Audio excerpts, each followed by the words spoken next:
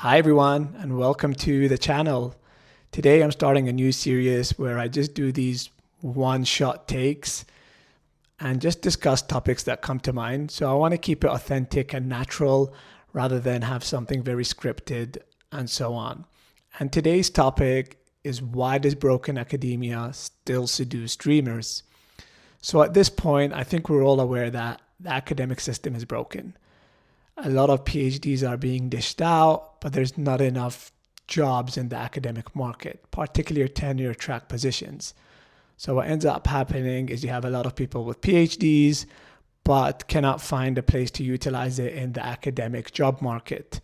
And you have people going on endless cycles of postdocs where there isn't this big payoff at the end of a tenure track position.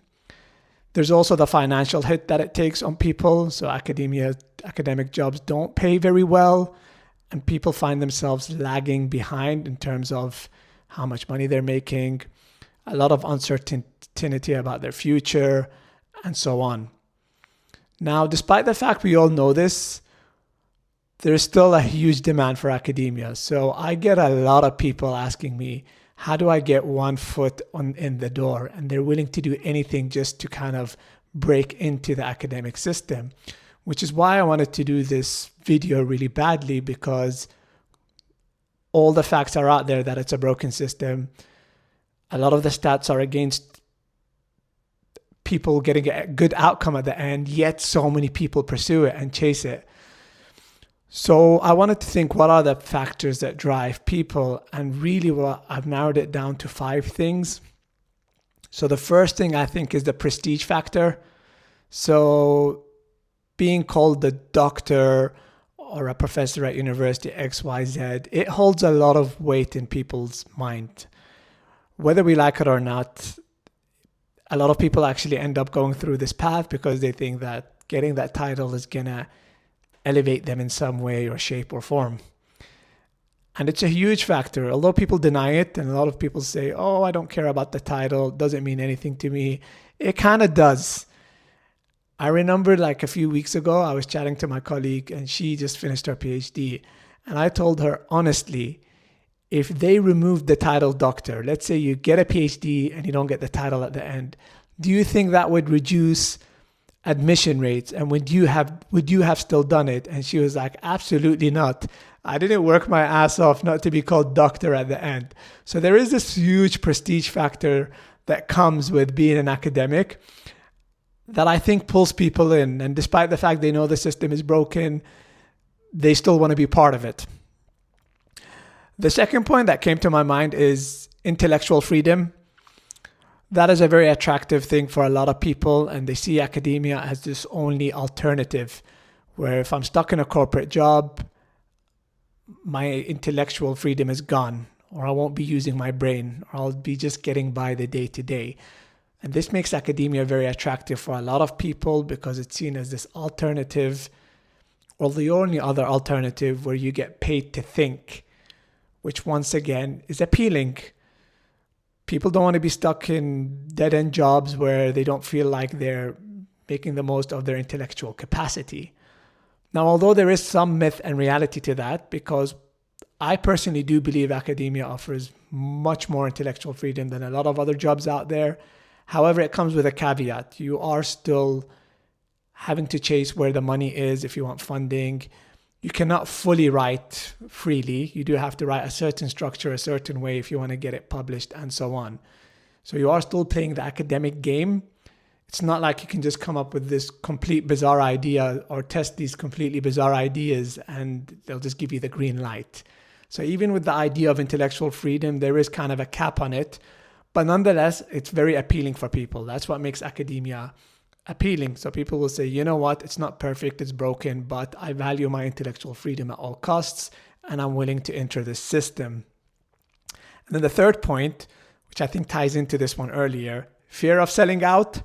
I know this sounds stupid, but for a lot of people, that if I don't enter academia and I end up in a corporate job, then I've just sold my soul.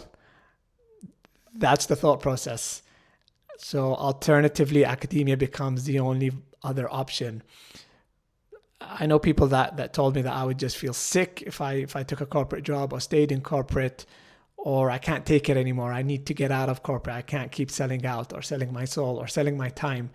So this is where academia becomes particularly an appealing option for those people. And once again, they're willing to make the sacrifice no matter what it is. And then I move to the fourth point, which is there's kind of this calling factor for a lot of people, whether they're fed up with their job, they're fed up with some of their life circumstances, or they're quite clueless. I think particularly people who enter academia young, myself included, they don't have a clear trajectory. And then academia suddenly becomes like this calling factor. I have to go all in on it or it's not worth it. So it's academia or nothing. And once again, I can attest to that personally, because for me, if I'm being completely honest, it's not like I grew up saying I wanted to be an academic. It's just kind of, I didn't really know what I want. Throughout high school, I always got good grades. There were some subjects I was interested in, but I didn't have a clear vision of what I wanted to do. And then during my undergraduate years, it wasn't until my final year where I thought to myself, I need to go all in academia. Because once again, although I didn't know what I want to do, I knew what I didn't want to do. And the idea of being at a pharmacy 9 to 5 wasn't appealing to me. So academia became like this huge calling. I need to go all in on academia or nothing. And I know people with different backgrounds and different stories, but have kind of a similar common thread where it became like a calling. So some people were fed up with their jobs or fed up with whatever it is they were doing. And then all of a sudden they were like, academia was my calling. I have to go all in on it. And I think that pushes people a lot towards academia. And then the fifth point, which now that I come to think of it, is more around keeping people in academia rather than attracting people to it. But there's the sunk cost fallacy, and this one is huge in academia. So for a lot of people who end up doing a PhD or doing a postdoc or staying in academia, there's this thing where I've committed so much time and energy and I've committed so much. And for me to leave academia, this will all have gone to waste. So I am just going to double down on the academic dream. So I think that particularly hits people at finishing their PhD. So they're like, I'm finishing my PhD. And even though I kind of didn't like my PhD, but it would be a shame. I've went abroad. For people that do their PhD abroad, I've financially lagged behind my friends because I wanted to do this academia. In my social relationship life, I lagged behind. Now I got the PhD, and it would be a shame if I just go into industry or back to the workforce or whatever. So the sunk cost fallacy is huge, and it even goes on to postdoc level. People do a postdoc after the PhD, 1, 2, 3, 5 years, more than 5 years. And it's like, now I've committed over a decade of my life to this and there's no going back. I need to go in despite the uncertainty, despite the toxicity, despite whatever. So I think the sunk cost fallacy is huge. Although I think luckily the perception is slowly starting to change a bit. So it's becoming more, people are more okay with the idea right now of, hey, I'll just finish my PhD and I'll go into industry. And I've actually pushed for that a lot on social media, even though I've stayed in academia, but I always push people to say, hey, if academia isn't for you, it is not a failure at all. It's totally fine to take your skills and go elsewhere. Absolutely fine. But that perception is still there. Let's be honest. Once again, I had another friend who recently finished a PhD and they were like, I know I don't want to be in research, but I still find myself applying for jobs in academia because I've committed all of this time to my PhD and it would be a shame. So that sunk cost fallacy reigns supreme. So I think ultimately what I want to get to, this isn't just a rant, it's more like a self-reflection. We know academia is broken. We know it has a lot of issues. And personally speaking, a lot of your life goes on hold when you pursue academia. So I mean, for me, my financial life took a big hit. My personal life as well. You'd realize people in academia in terms of their relationships and whatnot, and when they get married and so on, or have kids, usually tends to be a lag behind people who don't enter academia. And then you have, for example, you go to a complete different country and you leave your family behind and so on.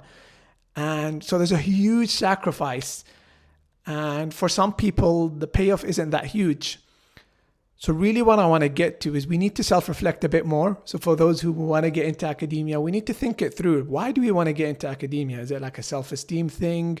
Is it a prestige thing? Do I feel like there's something lacking in my life that academia will fill? Or for those of you who are still in it, why? Like, is it the sunk cost fallacy? Am I afraid of leaving? Am I afraid of what society will think? I don't know. But we really need to think it through rather than keep pegging away at a broken system if it's not serving us. But anyways, that's kind of my video for today. I hope you enjoyed it. Drop a comment. I'd be really interested to know what draws you into academia, or if you're already in it, what's keeping you there? So what's the seducing factor, or what's the pull on you? So drop that in the comment. I'd be really interested to hear that. And yeah, until next time.